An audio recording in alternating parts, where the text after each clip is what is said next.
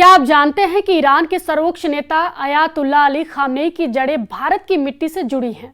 जी हाँ, उत्तर प्रदेश के एक छोटे से गांव से शुरू हुई यह कहानी आज ईरान की सत्ता के शिखर तक जा पहुंची है।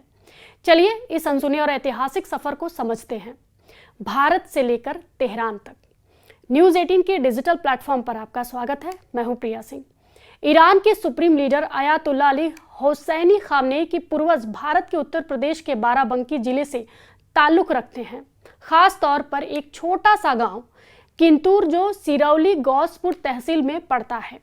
सैयद अहमद मुसवी हिंदी जो खामेनी के दादा थे, उनका जन्म 1790 में इसी गांव में हुआ था। वही 1830 में जब सैयद अहमद मुसवी हिंदी करीब 40 साल के थे, तब वो अवध के नवाब के साथ धार्मिक यात्रा पर निकले, इराक और फिर ईरान तक। ये वही दौर था जब भारत में अंग्रेजों का शासन बढ़ रहा था और कई धार्मिक विद्वान खासकर शिया समुदाय से भारत छोड़कर बाहर बसने लगे थे। जब सैयद अहमद मुसवी ईरान पहुंचे तो उन्होंने एक गांव को अपना नया ठिकाना बनाया, खामेनी, और यहीं से उनके वंश का नया अध्याय शुरू हुआ। वहीं उनके बेटे अयातुल्ला मुस्तफ़ा हिंदी ने इस्लामी धर्मशास्त्र में गहरी पकड़ बनाई। उनके बेटे हुए अली हुसैनी खामेनी, जो आज ईरान के सर्वोच्च नेता हैं। इस तरह खामेनी का परिवार एक भारतीय जड़ से निकलकर आज दुनिया की सबसे ताकतवर इस्लामी सत्ता के केंद्र में पहुंचा है। भारत और ईरान के रिश्ते केवल खून या इतिहास तक सीमित नहीं हैं। भारत में भी शिया मुस्लिमों की बड़ी आबादी है। सिर्फ उत्तर प्रदेश ही नहीं बल्कि महाराष्ट्र, हैदराबाद, जम्मू कश्मीर जैसे कई हिस्सों में, लखनऊ और उसके आसपास शिया समुदाय की सांस्कृतिक और धार्मिक विरासत आज भी देखी जा सकती है। ईरान के खिलाफ इसराइल ने अमेरिका के पृष्ठभूमि पर हमला किया है। पूरी दुनिया इसके खिलाफ है। उसके खिलाफ हमने भी सदा एहतजाज किया और इसकी मजम्मत कर उनका क्या कसूर था? यही कसूर था। काफी मुल्कों के पास एटमी हथियार है, वो हासिल करना चाहते हैं, वो उस पर काम करते हैं और कुछ हद तक वो कामयाब हुए हैं। सिर्फ वो पूर्ण अमन मकासद के लिए पूरे दुनिया को उन्होंने वाज़ा किया है। आज भी वो वाज़ा कर रहे हैं कि ये हक है हर मुल्क का, वो ये हक वो हासिल करना चाहते हैं।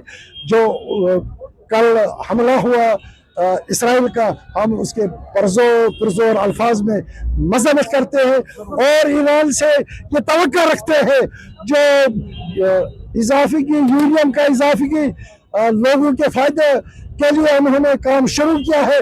इमाम बाड़े, ताजिया और मुहर्रम की परंपरा इसका सीधा उदाहरण है। इस लिहाज से खामेनी और भारत के बीच एक आध्यात्मिक, सांस्कृतिक और ऐतिहासिक रिश्ता बना हुआ है। आपको बता दें कि आज जब पूरी दुनिया ईरान और इजराइल के टकराव की ओर देख रही है, तब अयातुल्ला खामेनी का नाम फिर से सुर्खियों में है। ईरान ने साफ चेतावनी दी है, अगर इजराइल पर हमले के लिए अमेरिका या ब्रिटेन मदद करते हैं तो ईरान सीधे उनके सैन्य ठिकानों को भी निशाना बनाएगा। यह संघर्ष केवल सैन्य नहीं बल्कि भूराजनीतिक और धार्मिक ध्रुवीकरण का संकेत है, जिसमें मुस्लिम देश, पश्चिमी देश और तेल से भरपूर मध्य पूर्व सभी शामिल हैं।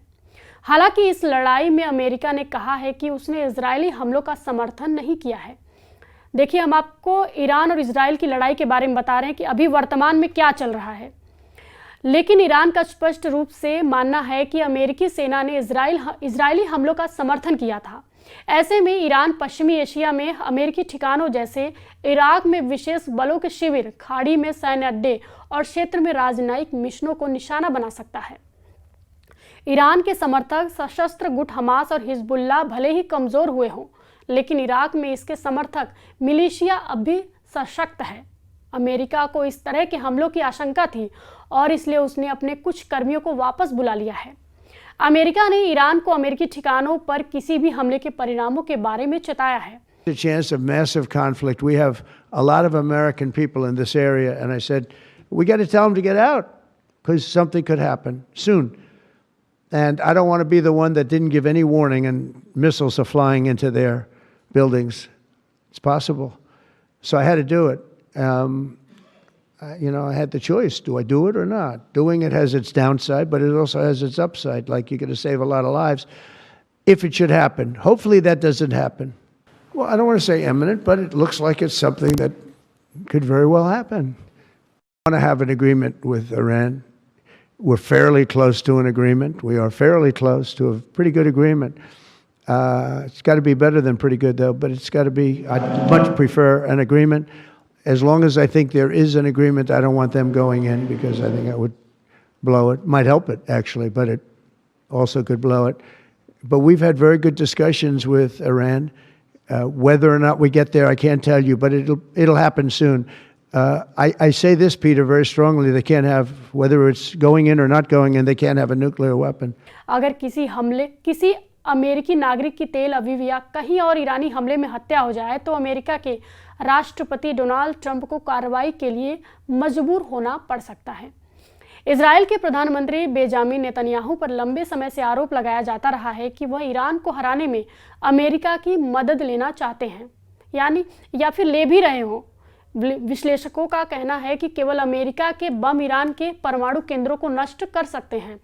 केवल अमेरिका के पास ही बंकर तोड़ बम है। בזמן הקרוב ביותר אתם תראו את מטוסי ישראל, את חיל האוויר של ישראל, הטייסים שלנו, מעל שמי טהרן. אנחנו נפגע בכל אתר, בכל מטרה של משטר האייתולות, ומה שהם הרגישו עד עכשיו הוא כאין וכאפס למה שהם ירגישו תחת נחת זרוענו בימים הקרובים. अब सवाल उठता है कि भारत कहाँ खड़ा है। भारत का ईरान से ऐतिहासिक आधारित रिश्ता है, तो वही अमेरिका और इजराइल से रणनीतिक साझेदारी भी है।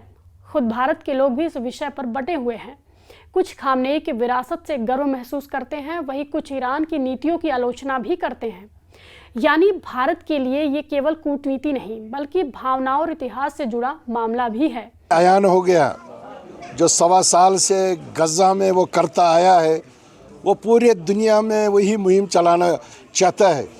बस उसको सिर्फ खौफ और डर ईरान का है, जो उसको मुंह तोड़ जवाब देने की सख्त रखता है। इसीलिए इसने कल जाहिरियत की, जिसकी कोई जवाजियत नहीं है। वो अपने आप को मजलूम बनाने की कोशिश करता है, मगर दुनिया ने समझ लिया। मैं आपके तवस्सुत से पूरे आलमी इस्लाम को फिर दोहराता हूँ, अपील करता हूँ, अगर आज आप मुत्तहिद नहीं होते हैं तो यही हाल आपका भी होगा, तो इसको कोई नहीं रुका सकता है। तो क्या भारत की मिट्टी से उपजा एक परिवार दुनिया की सबसे बड़ी राजनीतिक धाराओं को मोड़ सकता है? खामनेई का भारत से रिश्ता सिर्फ एक नाम या गांव नहीं, यह है इतिहास, धर्म, राजनीति और पहचान की एक गूंजती कहानी। आप क्या सोचते हैं? क्या ये रिश्ता आज की राजनीति में कोई मायने रखता है? कमेंट्स में हमें ज़रूर बताएं। और हाँ, वीडियो को शेयर करना ना भूलें। फॉलो कीजिए न्यूज़ 18।